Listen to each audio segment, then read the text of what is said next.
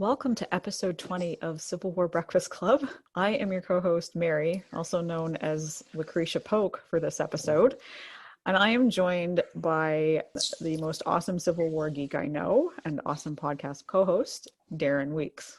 Wow, you talking about me? I was going to say, who else is here? Holy, well, welcome. We're at episode 20, so I mean... We are in the post-Christmas episode of the Civil War Breakfast Club, episode 20. Holy crap, man, 20 episodes. Yeah. We say this every single time, the number gets higher and higher and higher. So 20 is a good one. 20 is a good step, and having a lot of fun. It's been a great ride, with everything we're doing. So yeah, it's great to get back and talk about battles again and talk about some of the stuff that makes us tick, as they say. And yes. Yeah. Yeah, and so visiting some of these lesser known battles as we're going to be doing today. And your name my name gives away what we're going to be talking about, but so does yours especially. Don't hazen me, Murfreesboro. That's right. Don't hazen me, Murfreesboro. As we are going to be talking about Stones River, or the second Murfreesboro, if you are from parts unknown of the South. You can call it that if you like. But basically, we're going to... Or as one of our Twitter followers said, Stonesfreeboro. Stonesfreeboro, bro. God, I can talk today, be helpful. But no, we're going to talk about the Battle of Stones River, okay, which is a really good one in Murfreesboro, Tennessee. Very similar to the Battle of Franklin, Mary, reminds me of.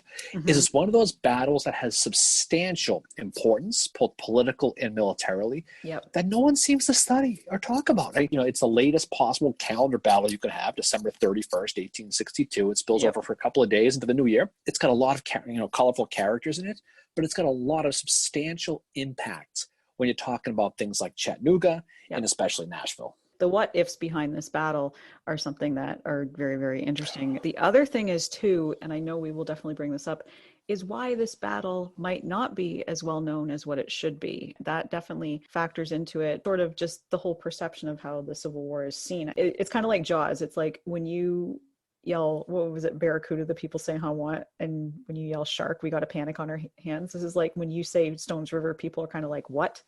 But if you say Gettysburg, people know what you're talking about. You're looking at me like you don't know that movie. I was thinking maybe you banged your head or something. You were going something about Barracudas. I think I heard a niner in there. Oh God, that quote from Jaws. Yes, for God's sake. But just so you know, Mary, I don't think that people like the whole what if thing. The serious people don't like that. But I guess I love the whole what if thing. I know, but this one actually applies. I think this is one, like Antietam or some of these other ones. This is one that you can play what if, because as we get towards the end of this battle, you'll find out that things could have gone the other way, and it would have had substantial impact on how the battle in the West and how the West was won, as the phrase I just invented right there. Yep. And you can understand how the impact of how the generals played itself out when you're going from Bragg, eventually to Johnston, eventually to Hood, and how it goes.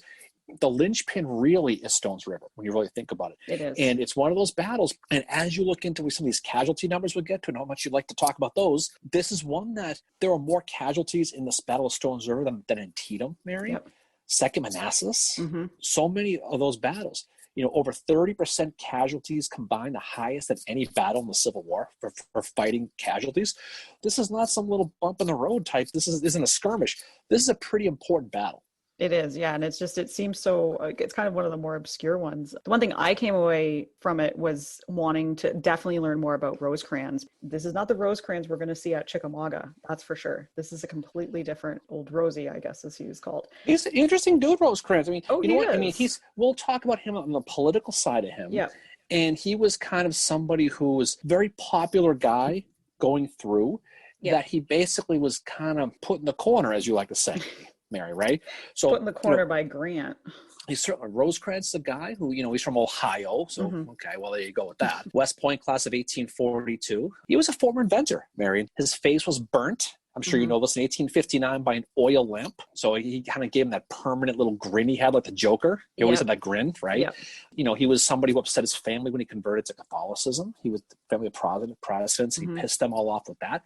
But he's a guy militarily who was very interesting. And we'll talk more going through this. But he was very, very popular. And Lincoln loved him. A lot of guys did. He had those wins at the Battle of Iuka and the Battle of Corinth, right? We talk about Grant as we talk about Chattanooga. It seemed that the more these guys won, the more jealous he got, right?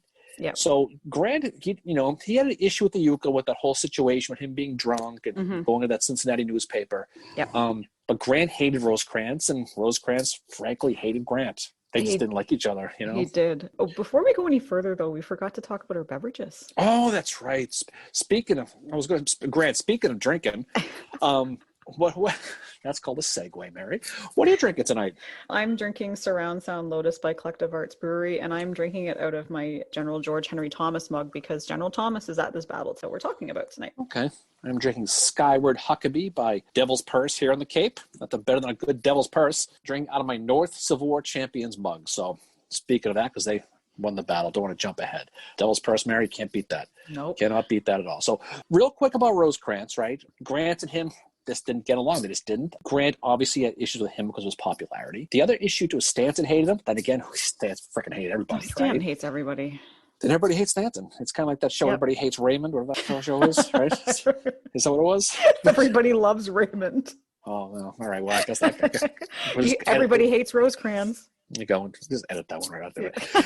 But you know, Rosecrans was a Democrat in a sea of Republicans. Yes. And we talked about this a little earlier today, Mary, was a lot of these guys, when it came down to who was going to get the glory, these Republican people knew that whoever came out of this war was going to have the inside track to probably running for president, and eventually would be Grant. So a guy like Rosecrans, who was a Democrat, he was somebody who, he wasn't part of the Republican-controlled government that they all seem to have, and it seemed like they did whatever they could to knock him down. Now, he's going to fuck up throughout this. We're not going to sit here and tell you Rosecrans is the greatest thing since canned beer here either, but he's somebody who definitely was undermined, as a lot of the Democratic generals were.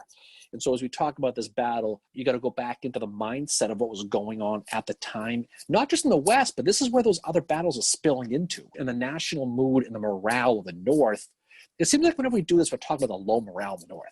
But that's how it was, though. Exactly, it was. And the other thing, too, it's like Rosecrans is one of these guys that he falls into the same thing that kind of Howard does, too, where when you think of Rosecrans, you think Chickamauga. Howard? Oh, Howard? I've got my reference in for this episode. Thinking about how to do that all fucking day, and I did it. Okay, well, like if you had 4 minutes, you won. So.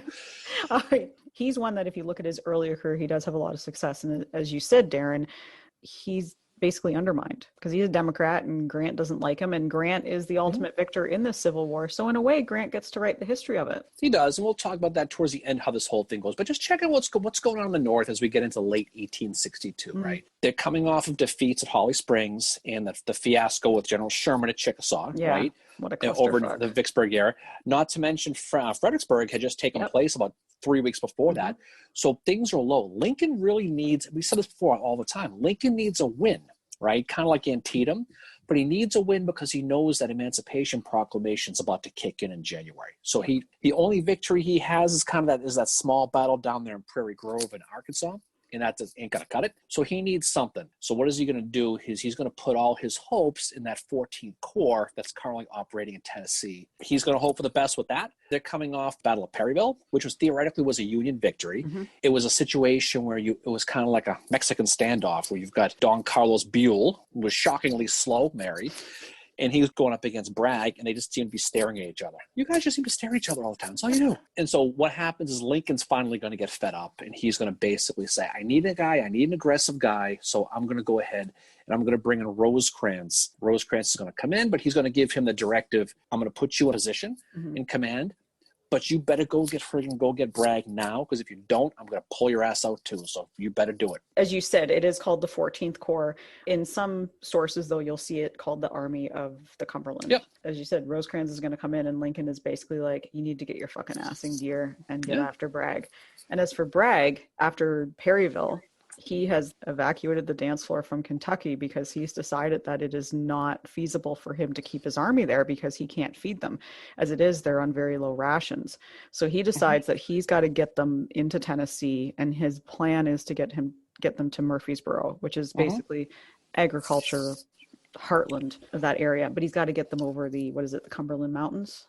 He didn't do that, but there's also political reasons. Murfreesboro is the hotbed of pro-secession. Exactly. Right. So the place he picked in Murfreesboro was not a good place for battle. It's flat land with Very few undulations, Mary. It's got a few. Okay, got that in there. It's got some rock outcroppings. It's got that river, but it's a bounty. I mean, it's a place he could feed his army. And Bragg didn't think he was going to get chased. He thought he was going to be able to camp there for the winter, and he was going to be able to restock. And that's kind of how it was. But speaking of Bragg, just to introduce him again, we talked about him in some detail, but he's a North Carolina guy, West Point, class of 1837. You know, he married into a rich North Carolina family. He was a sugarcane planter there for a while and brave pro-secessionalist. And we mentioned earlier, he's somebody who had a lot of medical issues. He suffered from rheumatism, whatever that is. He had bad migraines with like somebody I know.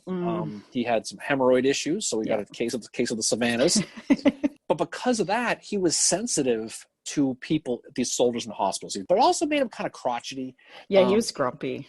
He was a very disciplinarian guy. I had like migraines and the other shit he suffered from. I might be a little bit grumpy too. Yeah, no, you probably would. I already have to deal with you, right? So. Well, that's true. There's a pain in the ass right there. So militarily, he was a very uncreative tactician. He was a guy who just liked to do frontal assaults all the time. He wasn't a big flanking type guy, so he lost a lot of guys. But you know what though about him though, Mayor? He never bitched, he never complained, he never whined, and that's probably why Davis liked him so much. He would do as he was told and never questioned it. Now, when we talk more about some of these subordinates he had, apparently all they did was bitch and complain. That's all they did, right? Like Polk and Kirby Smith.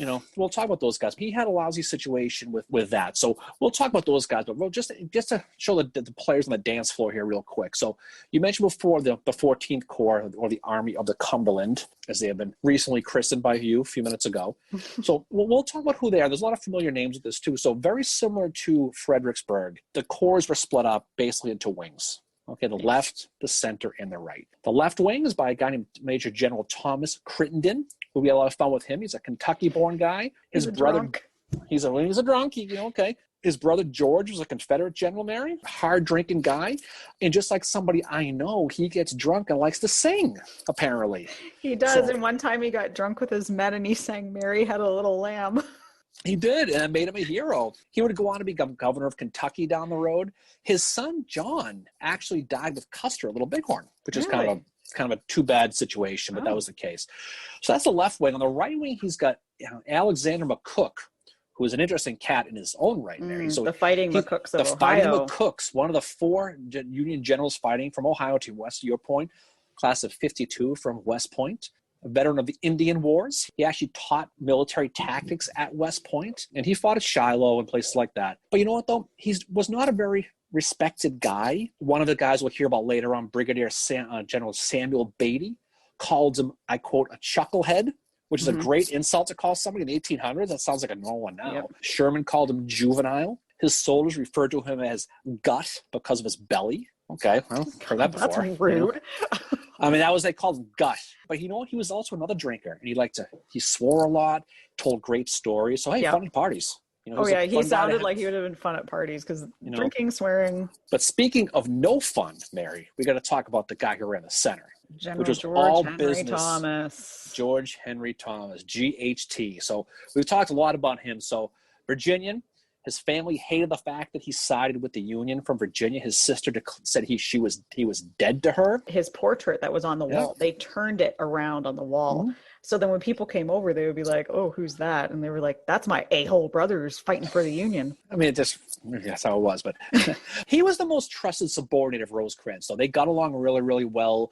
There's that story. This is a brave dude. He got shot in the face with the arrow in Texas with the Indian Wars and pulled it out and kept fighting. Going. And he kept going. He was a guy who Lincoln almost chose to command this army in the 14th Corps. He did.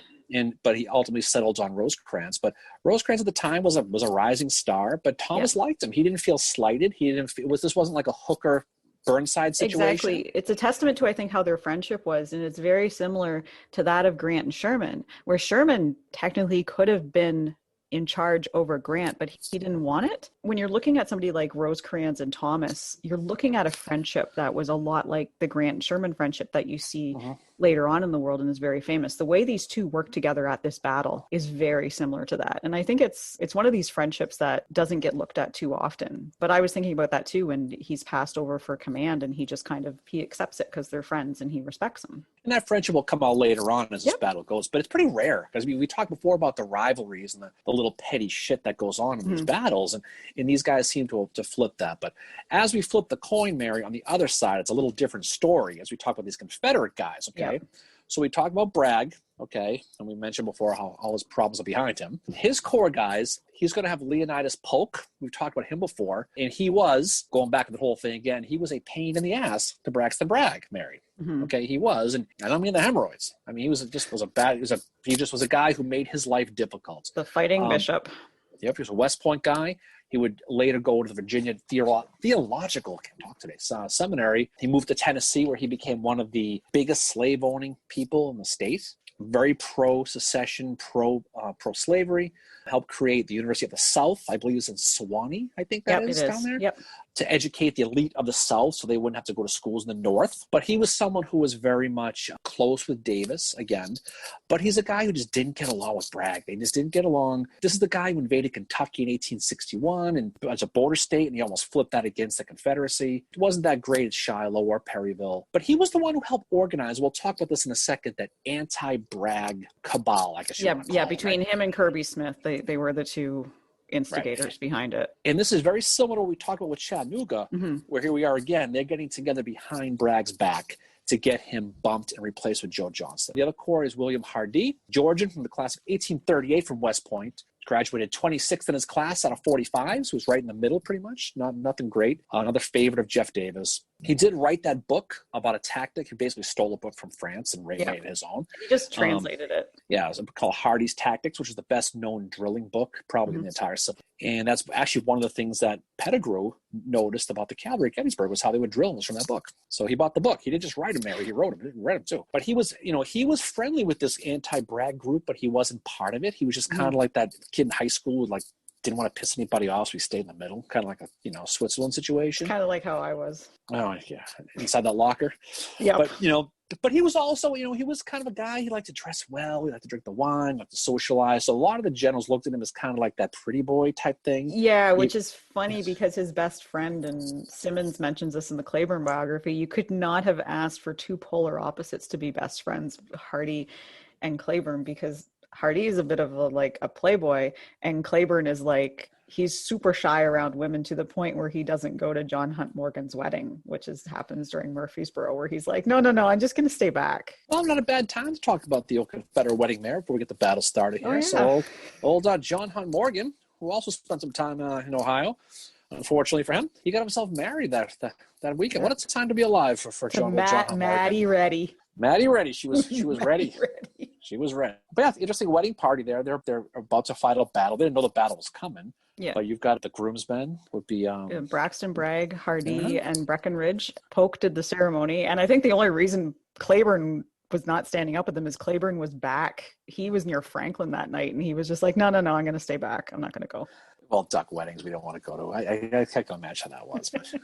But just talking about the whole battle, we talked a little bit before. This is post-October 62. This is post-Perryville. Braxton Bragg is thinking he's going to go down to Murfreesboro and he's going to chill. He's going to fill up his coffers. He's going to live off the land. He's going to winter on the Stones River. And he's basically going to just kind of hang out there and just didn't think he was going to be attacked. Obviously, he didn't realize that Rosecrans was going to be put in power with the directive to go get that ass as soon as possible. As we go on with this stuff, we can kind of, as we get into December, understand. But that area around Stones River and Murfreesboro, it's like we said, it's not a great position, but it's a very politically important part of Tennessee. You cannot lose that part of Tennessee to the Union. It is very pro-slavery, very pro-secession, and it's one that, although it was not the best place to fight a battle, it was one that they really had to have, especially with that connection back to Nashville. Exactly. One thing I want to mention too before you go any further is just about who's fighting on the Confederates and the cavalry is led by Joe Wheeler. With him is a guy named Abraham Buford, and this is the cousin of General John Buford. I found that very interesting. Bushrod Johnson is here too. Bushrod is in the house. He's in Claiborne's division. Yeah. But the old war child rides again. This time he's got old Buford's with him, so that's pretty cool.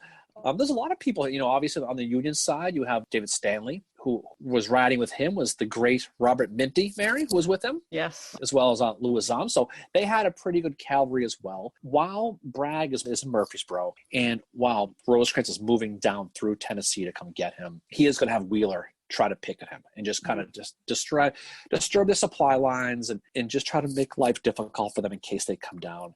Although Bragg does get surprised when he realizes that he's coming, because he doesn't think he's coming. Yeah, no, he doesn't. He thinks he's home free for the winter and all that. And while he's there, there's a lot of shit going on behind the scenes. So you have like Kirby Smith and Polk separately going to Richmond and bitching about Bragg and saying you need to remove him from command. Bragg actually goes to Richmond to meet with Davis, and Davis is like, no, dude, I got your back. I'm going to keep you in charge. Meanwhile, you have Polk saying, put Joseph E. Johnston in charge. What Davis does is he keeps Bragg in charge, but he sends Johnston, once he's recovered from his wounds, he sends Joseph E. Johnston out to look after kind of the Mississippi area. And all Johnston is going to be doing is just basically, if troops need to be shuffled from one place to the other, he's going to be doing that. And there actually ends up being some troops taken from Braxton Bragg when he's visited on December the 16th by Jefferson Davis.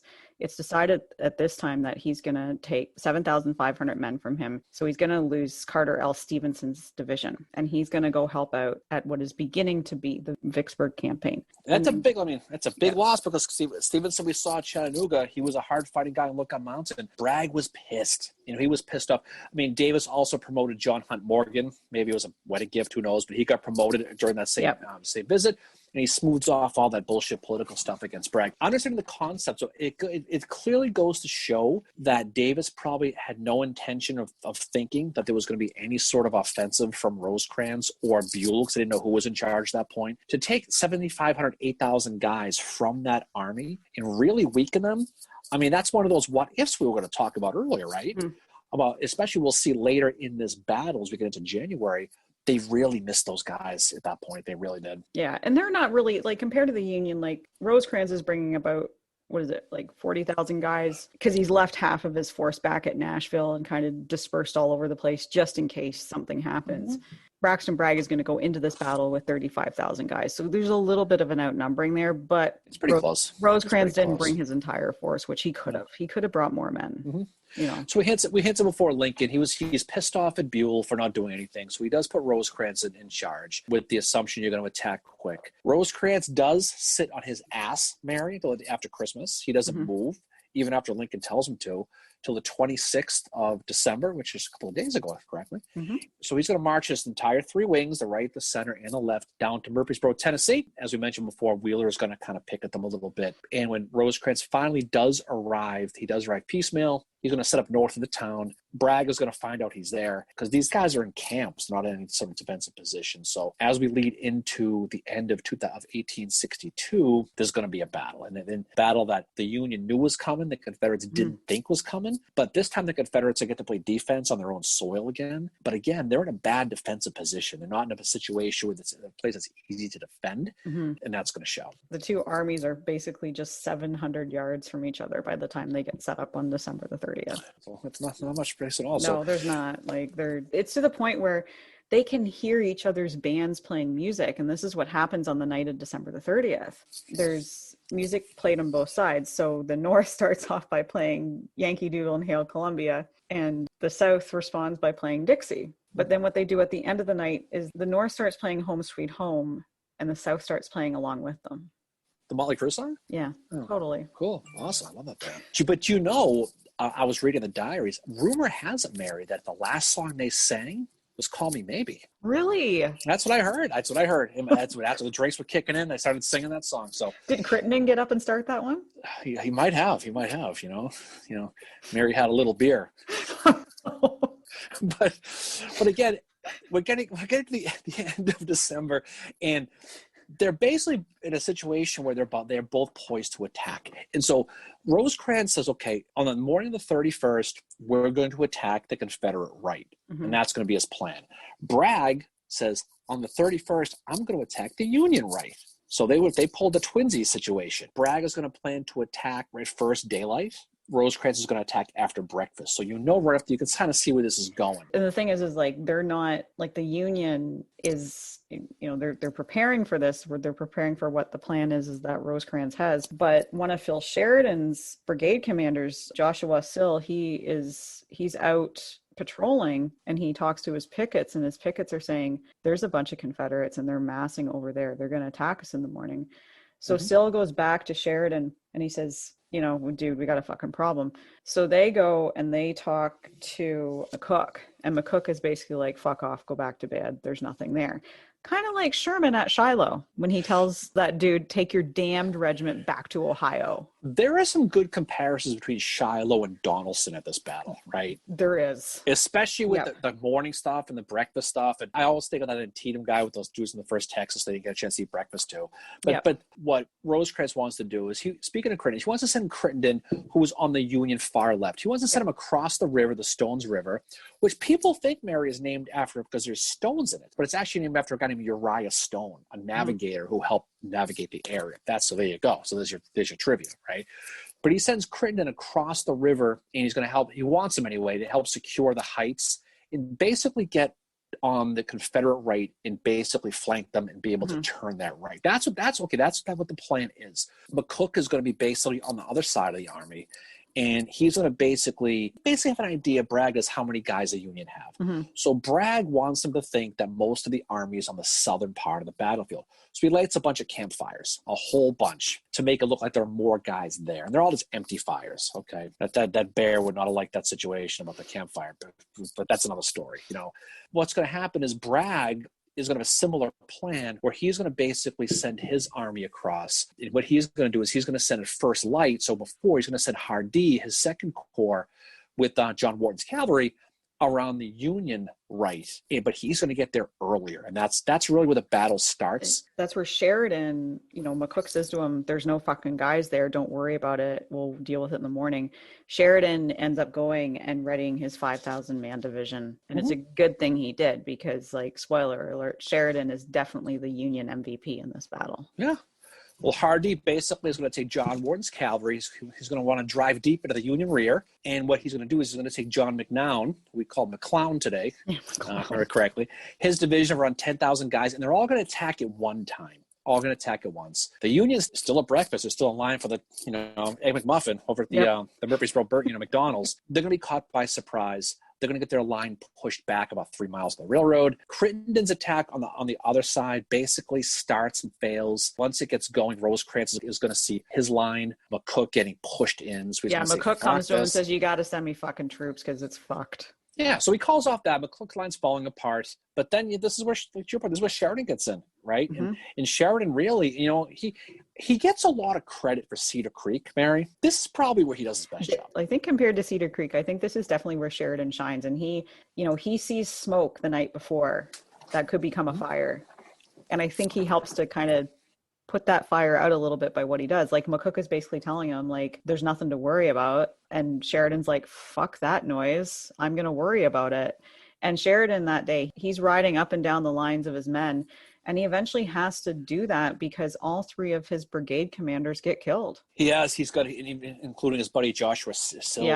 Yeah, right? He gets killed pretty early in the battle. He's going to lose Fred Schaefer and George Roberts. He's going to lose all three of them. Yeah. We'll talk about that, jump ahead when he does that, but his division is going to get whacked. He's going to basically be like the whipping boy, the speed bump, but it's going to ultimately save him. But Phil Sheridan basically, unlike the others, he gets up early and he prepares. So while these other guys are still basically having breakfast and still in camp, he has his guys up at 4 or 5 o'clock in the morning, really, really early.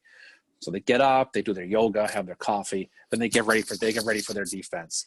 So they're in position. So what happens is once these attacks start, he pushes back Jonas Withers, and he basically is going to really help, after getting pushed back, help stem that tide. That second wave is going to come when Benjamin Cheatham is going to hit, and there's rumors he's drunk. There's always a drunk guy. There's always somebody drunk, right? This battle. But apparently Ben Cheatham, he was slow and sluggish, and the word is he was drunk. Okay, fine. Hey, it was New Year's Eve day, right? You never know. And he's in Polk's Corps. So basically, you start to see this again. He's ordering these piecemeal attacks against Sheridan's front, right? So it kind of goes back to that whole mantra I mentioned earlier about Bragg with the frontal assault thing. So he's attacking the front, and he's taking heavy losses. Sheridan is slowly giving up ground.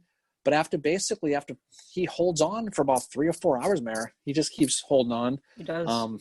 And he's basically going to lose a whole bunch of his guys, about a third of his guys, those 3 brigade guys we talked about. He's going to get pushed back to a place called the Slaughter Pen, which again is apparently at every battle. Yep. And it's a rocky hill with slight undulations. Or rolling hills. Rolling hills, either one. He's going to end up losing about 30 guns. He's going to lose about 3,000 guys, and he's going to lose those 3 brigade guys, those commanders, which is a big loss. I mean, just a gigantic loss. It's a very chaotic battle just because of this way that they're, just the fact that Bragg ends up sending Hardy in earlier and Rosecrans isn't expecting it. Because of that, it's an absolute massacre. But as I said, Sheridan is the MVP. Good for him for getting up early. It was. And we talked before about like Fredericksburg, right? Mm-hmm. How Burnside never even went to the front, right? We talked about that. Exactly. Rosecrans does, right? He does. He's out riding around. He's taking on the role that a corps or division commander would have, not the commander of a whole army, in that he's out riding around. He's shouting support to the troops and all that. He's right there in the thick of it, and he's showing a lot of leadership. And you can see why his men, he was so popular with them as he's out doing this. He's out riding around with his chief of staff, Julius Garrosh. Oh, God, while he's riding around, a cannonball takes Garrosh's head clean off right next to him. Yeah. There's Rosecrans with blood and brains all over him, and he's still charging out orders. Yeah. Garrosh probably didn't make it. That's a situation where he's showing personal leadership in a situation. So that, I mentioned before, the popularity of Rosecrans. I mean, when you look at a guy like him, and this is a guy who did make mistakes, but once you step away from that Rosecrans bad, mantra that people seem to, and you look into this, he does everything he's supposed to do, right? He does. He's supposed to do. He's very good here. He's out with them, rallying them around. And the one thing he does that after he loses his, the guy whose head, what's his name? Julius Garrosh. So he was Garrosh. Garrosh. He was Garrosh. I'm not Garrosh. We're not going to get into teaching me how to pronounce shit right on this show because it won't happen.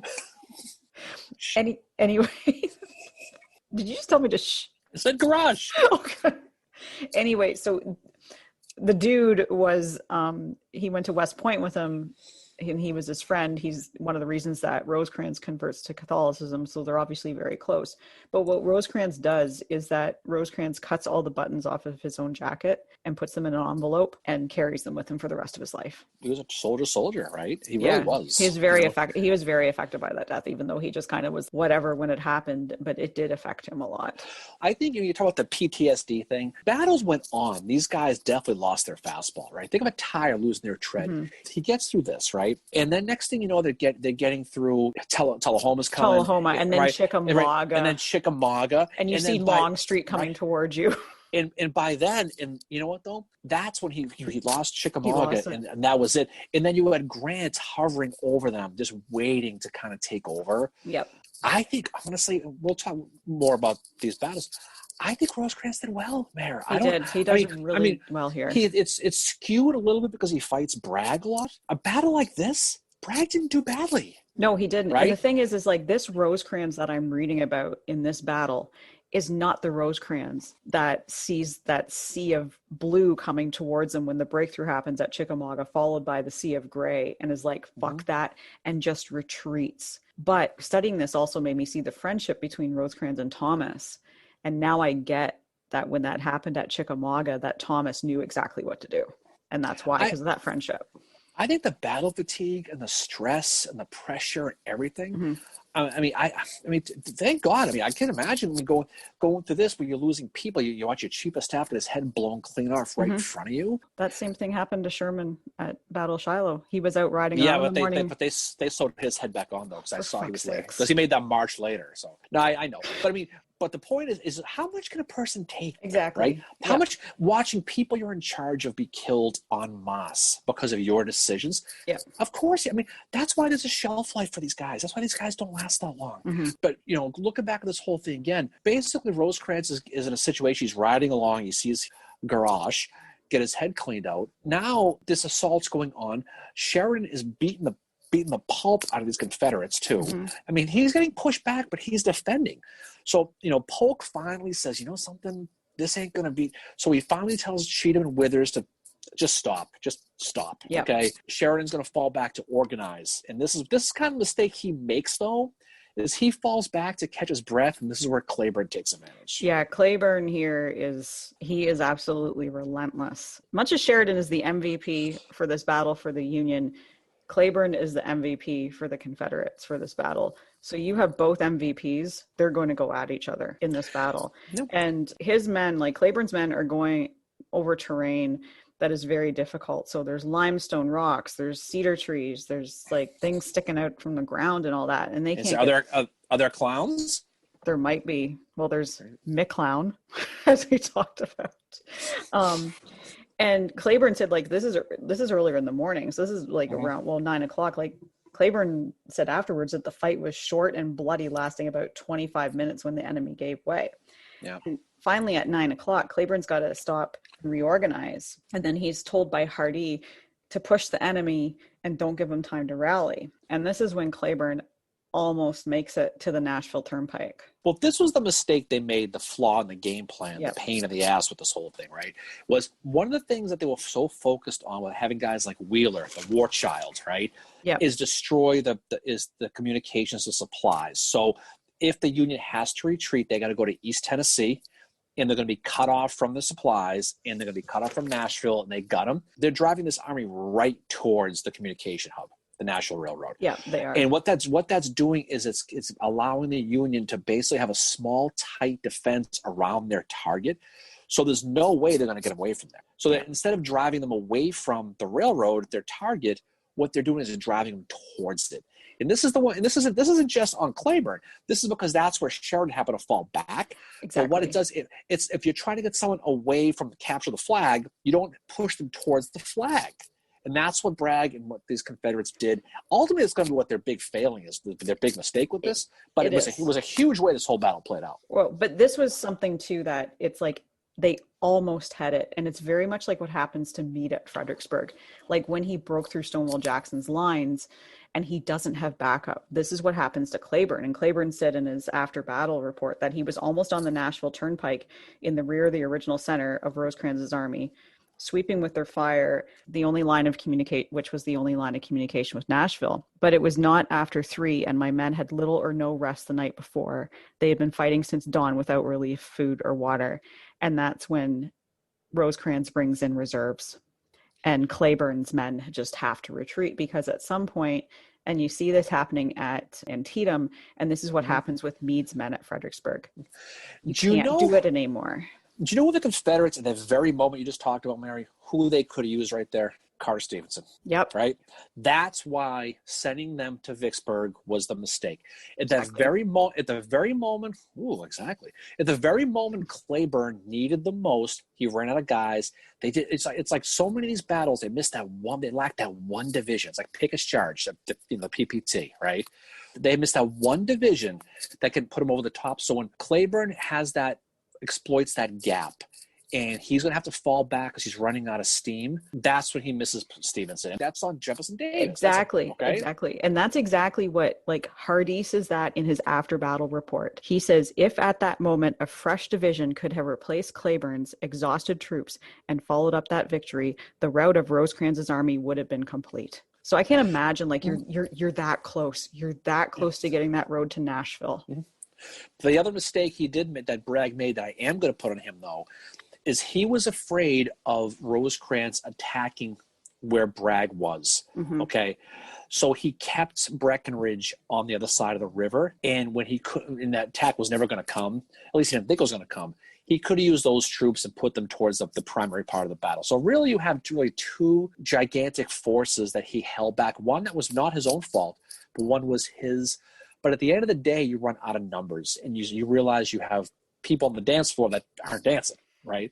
And some people are off the dance floor. So that's the problem. You know, one of those bad songs that comes on and people don't dance, that's what happens. So they could have used them down in that area. So it limited the numbers, the main attack that he could have used once Claiborne explored that gap. They couldn't do it without, they needed Stevenson's troops, but just like you said, like Breckinridge has been like waiting for an attack all day. And by the time he's going to be sent in, it's far too late. Like Claiborne's men are just told to hold the ground where they're at. Well, now Breckinridge will get involved a couple hours later, so around dinner time, probably 4 or 5 o'clock or so on the 31st. Breckinridge, we mentioned him a handful of times. He's a former vice president, Mary. He only joined the Confederacy when he found out Lincoln was going to arrest him. Yep. So that was a good reason to get the hell out of Dodge. He was going to be arrested for protesting the war, apparently. But he's an aggressive dude. He's a guy, he finally is going to get redeployed from that Confederate right to the center. He's finally going to get it to break through Rosecrans' line. But again, it's piecemeal. By then, the Union was basically entrenched. They were in that round forest area called Hell's Half Acre. Yeah, was what they call it. So it sounds like a real fun place to go. But basically, this is where William Hazen's going to show up. Okay, and William Hazen, he's in Crittenden's wing, so he's a hard-fighting dude.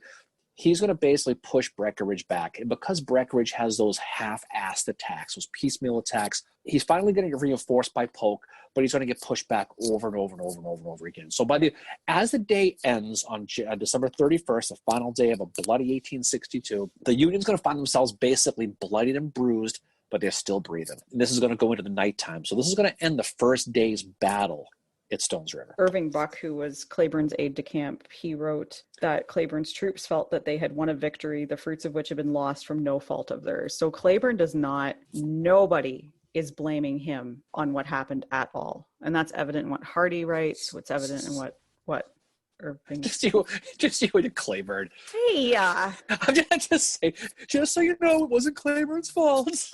No, I'm just saying they're running to his defense, and that's I'm setting it up for later on what happens with Braxton Bragg after this. Oh, rope-a-dope, the old rope-a-dope. But you're right, though. You're right. But Claiborne, you know what though? He does a fantastic job. But again, he's somebody who, if he just had a little more support, if he had Stevenson with him, or he had Breckinridge in the beginning, he might have had it. But again, he goes as far as he can. But kind of like Ambrose Wright at Gettysburg, kind of like Meade some at of these Fredericksburg. Battles, they just lack that one division to put them over the top. And that's what happens. So that happens a lot in the Civil War. There's you're lacking that one division. Almost every battle, you're lacking the one division, and there's a slaughter pen. Yeah. Every battle. And a sunken road. And a sunken road, which is always good, especially when you get the Devil's Purse going. But basically, Rosecrans, that night, he is going to have a council of war, right? He's going to get his guys together, get the band together, and say, dudes, what do you want to do? And this week, get some pretty famous quotes that come out of this battle that you hear about later on. So he's going to get Thomas, the Rock of Plymouth, and he's going to get Crittenden together. He's going to say, what do you want to do? What do you want to?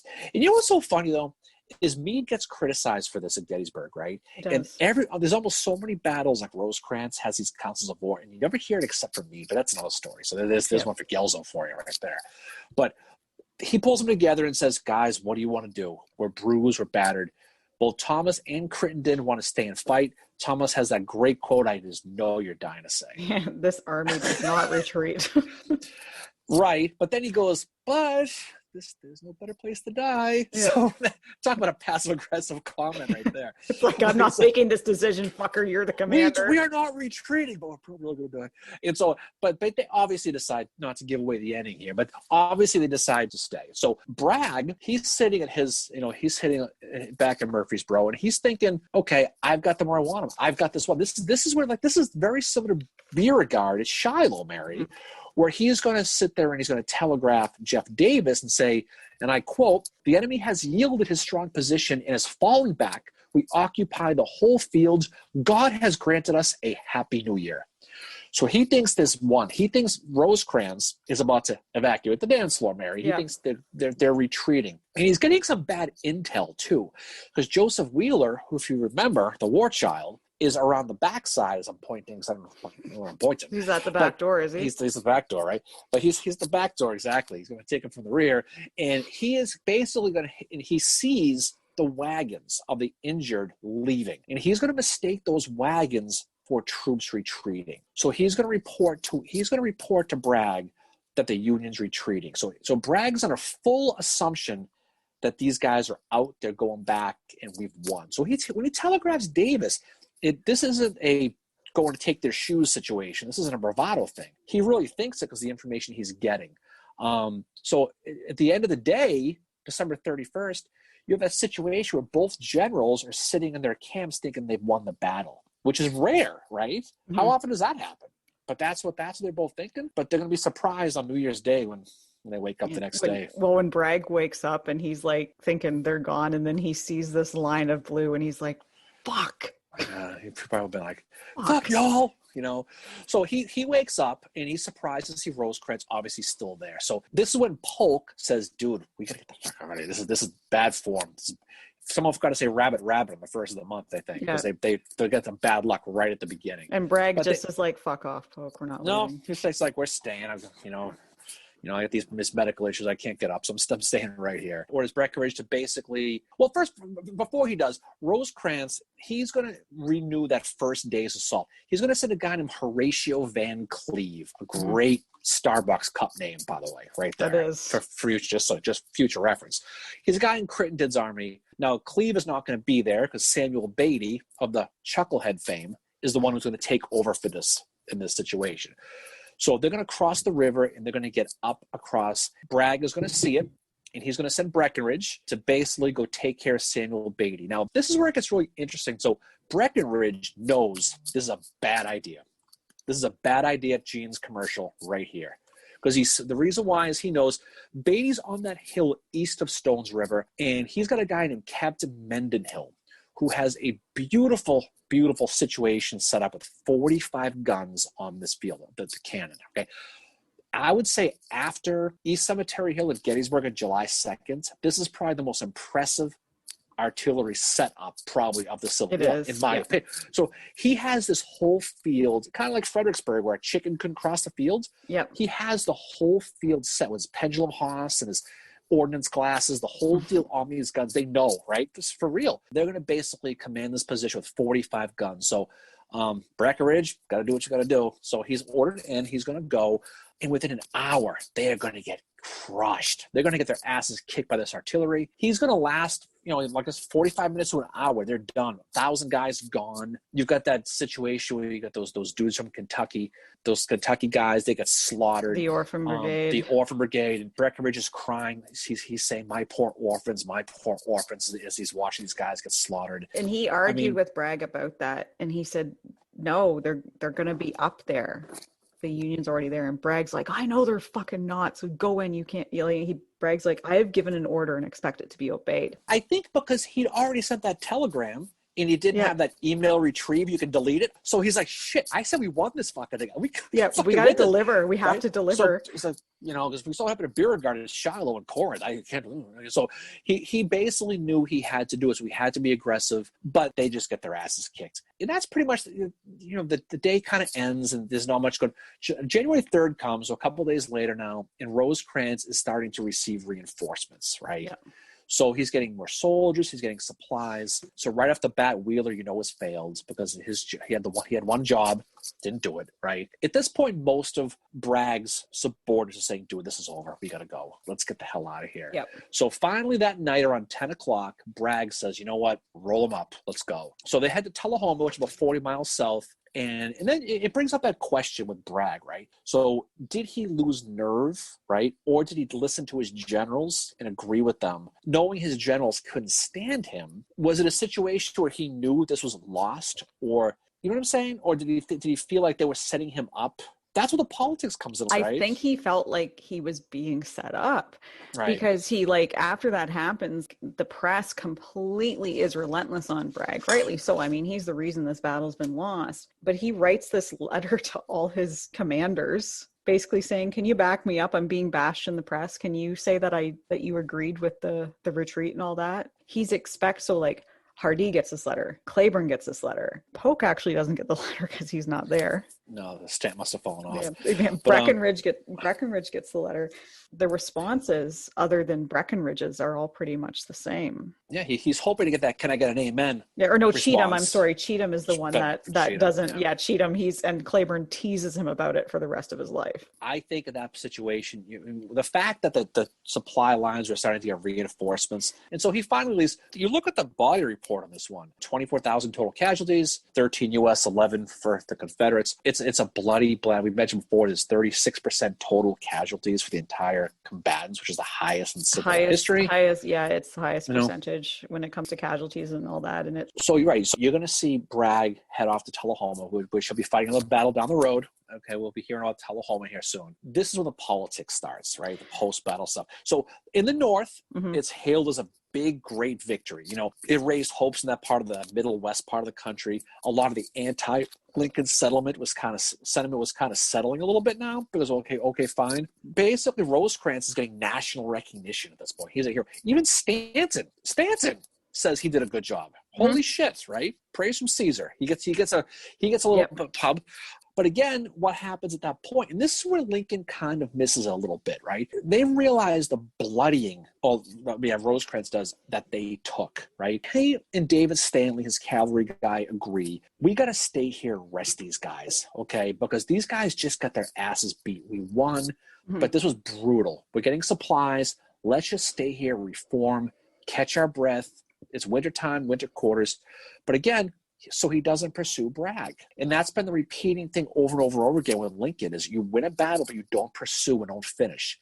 But this is where Lincoln misses the boat. He doesn't realize the condition of these guys at that moment, right? They're not automatons or robots that they can just go ahead and go. It takes a long time for Lincoln to learn that. Meanwhile, Polk and Bragg are pointing fingers at each other, blaming each other for the loss of the battle. They're bitching each other, all that. Yep, I do have examples of some of the letters that were written about good. Bragg writes this letter to all his, Hardee gets it, Breckinridge gets it, Cheatham, Claiborne, basically like a lot of the high level command guys get it. Bragg is saying, like, just verify my interpretation of the events and agree with me. Cheatham is the only one that says, yeah, sure, that's what you did.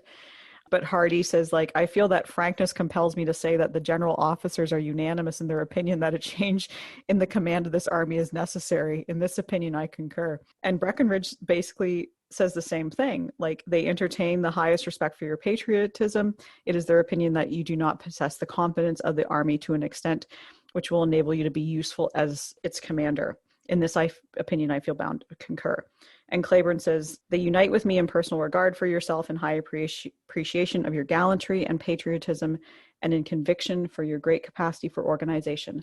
But at the same time, they see with regret, and it has also met my observation, that you do not possess the confidence of the army in other respects in the degree necessary to ensure success. So you have Hardee, Breckinridge, and Claiborne all saying, fuck this. You can't command, And Davis, I'm sure, is well aware of this.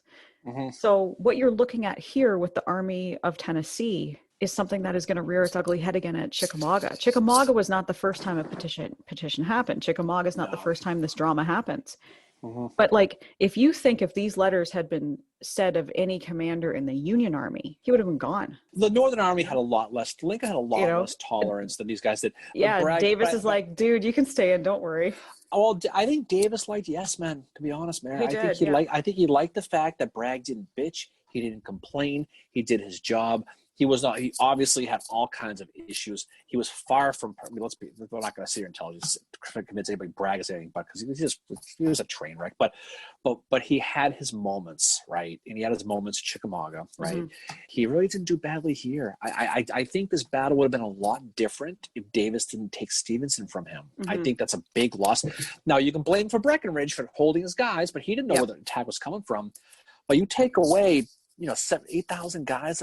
So you're the expert on math. What percentage is that? That's a lot of guys being taken away. A lot. That's all I'm going to say. Now, in hindsight, Vicksburg fell anyway, so that they didn't matter. But again, that's a big loss. But look at some of the post-battle ramifications for the North too, right? Now the North holds that fertile ground of mid-Tennessee now. right? So now they got a supply line. They're going to hold Nashville, which is very, very important. Now they don't have to worry about the Confederates being between them and Nashville. They have that. The rebel position at that point in the West really never recovered at that point. And you mentioned before about the importance of this battle. This changed the landscape of the battle, the Western theater for the rest of the war. It does, yeah, And absolutely. you know what? No one knows that. Few people know that unless you study this battle. Exactly. And that's why this battle is so important to study, because if this battle had been lost, the Confederates could have taken Nashville again, and they could have went back into Kentucky. That's it, right. We play the what if game, which dangerous. gets which everybody meant. Let's pretend first. Let's just go on this rabbit hole. The Confederates win Stones River. They take Nashville again. They're going to control that rail hub. How is that going to affect Atlanta, Chattanooga? But then Atlanta, it's like dominoes. If you lose Nashville, you can't have Chattanooga. If you can't have Chattanooga, you can't have Atlanta. If you can't have Atlanta, you don't have that election. Exactly. Right? As the time goes on, these armies sit. They don't do a hell of a lot between January and June, admittedly. Bragg is going to rebuild the Army of Tennessee. He's going to basically he's going to be advised by Joseph Johnston to your point, just keep Bragg in command. Just keep him. Rosecrans is going to basically take this opportunity to train his guys, like I mentioned a few minutes ago, a la McClellan, right? Lincoln's aggravated, but he's like, you know what, fuck it, I won. I got the Emancipation Proclamation coming out. I can finally have something to hang my hat on. Yeah. So he won, but I wish he'd get him, but I'm going to deal with this. I'm going to be cool. Later on in the year, the next year, Rosecrans is going to beat Bragg at Tullahoma. He's going to lose at Chickamauga. He's going to win at Chattanooga. There's no big battles, and that's pretty much it. As we eventually know, Rosecrans is going to basically be ignored. The Grant Halleck Stanton triumvirate of doom is going to come get him, and that's going to be the end. Rosecrans, Thomas will take over and stuff like that. But I think at that point, most of Rosecrans' achievements, and I know you hinted at this at the beginning there, most of Rosecrans' achievements are going to be basically overshadowed by Grant, right? To the point where they're going to be denied by Grant. They are. And the one story about that is, so not long before Lincoln was assassinated, he gave Grant a list of all the battles that the Union Army had won. And Grant took a look at it and he said, Stones River was not a victory. Right there. Like Grant, when you start, I mean, I love Grant. I respect him. He's talented. But there are certain things about him that he's got a fucking agenda. And there's a reason why he and Sherman are remembered and men like Rosecrans aren't. Rosecrans, he deserves a bit more of a voice in history. And this is what this episode, researching this one, has made me realize, that Rosecrans had victories. And honestly, Rosecrans is one of the reasons that the March to the Sea was able to happen when you think about it, because they were able to hold that Nashville pike, right? Well, Rosecrans, he slit his own throat when he went to that reporter at the Cincinnati Enquirer. Exactly. About a year ago. Yeah, he did. But you know what, though? He was a Democrat. Grant was going to come get him anyway. And look, the reality is Grant is the big victor of the war. He is. But I think a lot of that is by design. It is. It absolutely is. It's kind of this, and you and I have called it the Union or Northern Lost Cause, where it's like you know what it's called? It actually has a name. It's called the Just Cause. Yep, that's right. It actually has a name. Yep. I heard that today, and so there was a podcast I was listening to about this. So this way you have to kind of take a deeper dive and look at some of these figures a little bit more, because they're all factoring into this. The war was not simply won by Grant. What did Grant say? I know you mentioned this at the beginning. What did Grant say to Lincoln about Stones River? It was not a victory. He told Lincoln it was not a victory. And Lincoln, and to Lincoln's defense, he disagreed with him. He said, no, it was. But again, this kind of goes to show, we're not trying to bash on Grant. No. But I think you got to understand there's a pattern with this, right? Yeah, like you look at Lookout Mountain and how he was that's romance. Right. Didn't happen. And these guys on the other side of the political equation, and a lot of it plays into that. Mm-hmm. But I think, the overall picture, as we mentioned before with Stones River, it was really the linchpin. It was the lymph node to the West, right? And it's important people need to study this battle, because if there was no Stones River, more important, the Confederates had won Stones River, and they could have. It was close. Yeah, they right? were that close. This is like it was right. To me. It was a lot like Meade at Fredericksburg when he had broken Jackson's lines, and it was like if Meade had just had that backup, Fredericksburg might have went way different. Claiborne again, he's a superstar of this, but again, the Rebs lacked that one division because Carter Stevens got sent to Vicksburg. Who knows, right? Like the what if game. This is a real what if, though. This isn't one of those stupid what if Stonewall was at Gettysburg bullshit things. This is a real what if. This is one that makes you realize how everything falls into place, because you think about it. If the Union loses Stones River, all those troops that are up the Mississippi at Vicksburg, or however geography works. Maybe they were down. I don't know. It was funny watching you point though, because whatever. Anyway, what if they had lost and they had to fight at Nashville to try and win Nashville back? What troops might have got pulled from the Vicksburg campaign from the Union to do that? It's this huge thing that had they lost this, things could have been a lot different. The war could have been a lot different in the West. And I think that's why this is a really important battle to study, for that reason, but also to look at it as Rosecrans as a commander and see that he did have talent. He is not just who he was at Chickamauga. He's actually quite a talented commander. He's in a way, he's like the McClellan of the West. Yeah, how he's loved by his men. He's a Democrat. He's focused on training, preparation. Yep. He doesn't want to attack if necessary. But, though he gets the order from Lincoln, and he sits on it for a little bit. But once he gets going, he goes. He wins that battle. He goes on to win Tullahoma. I think the tread was running off his mental tires, Mary. I think by the time he got to Chickamauga, I think he just about had it. There's only so much humanity, how much stuff the human brain can take. The other thing, too, that factors into Chickamauga is that when he was sitting there watching that breakthrough happen with Longstreet, he was going off no sleep for 3 days. Yeah. These are things that the books don't tell you. Put yourself in that situation, right? All that pressure. But you know what? At the end of the day, that's how they use these generals. You wear them out, you use them, you discard them, go on to the next guy. And that's just the way it was. At the end of the day, it all worked out. But I think anybody who really wants to get into a really good study about not just the what if, but a tactical attack, just going to Stones River, because it's a great study, and it's one that not a lot of people study. And it's to me, it has become up there with a lot of the battles that are really studied. It's one that's worth studying. And the one thing that I just thought of now is, the situation we're in, where we can't do our usual thing on New Year's Eve, be with who we want to be, go out to parties, whatever. Not that I'm the type of person to do that anymore on New Year's Eve. Keep in mind that night at Stones River, there are men sleeping on the open ground without their tents. Like Claiborne's men had left all their stuff back at their original camp. They sleep that night on the cold ground. No tents, no blankets, and they can't have fires. And they also don't have food. Ben Cheatham may drink all the alcohol, so that was the other problem. Something they had nothing, So it ruined everything. But anyway, I think it's a good study. I think as we move on to the next thing, so we can talk about some coming attractions, Mary, as we move on from Stones River. So we will move on to our next live, which is in 2021. So Mary, I will see you next year. You will. Next year. So we will talk about that. We'll talk about Stones River. Anybody else who wants to talk about it. Again, the new website is up. Yep. CivilWarBreakfastClub.com. So check it out. You can subscribe to it. We'll send you all kinds of fun newsletters and all kinds of other things we'll do. Yep. I'm working on a newsletter, hopefully to go out in early January. That's one thing we want to be doing. We'll do that. We have our book club that we've chosen the books. So if you want to know what books are involved in that, you can check our Twitter feed to find that out. But probably quicker just to visit our website. And if you're interested in joining our book club, just send us an email, civilwarbreakfastclub@gmail.com. Our first book is going to be Black Iron Mercy, and we will be meeting via Zoom at the end of March to discuss that. But for those that can't meet via Zoom or can't make that meeting, we are going to be talking about something soon that will have a way for you to be able to interact and talk about that book with us. So we don't want anybody to be excluded from this book club. However you can make it. If it's not via Zoom, then we're going to come up with some other ways for you to be able to talk about it.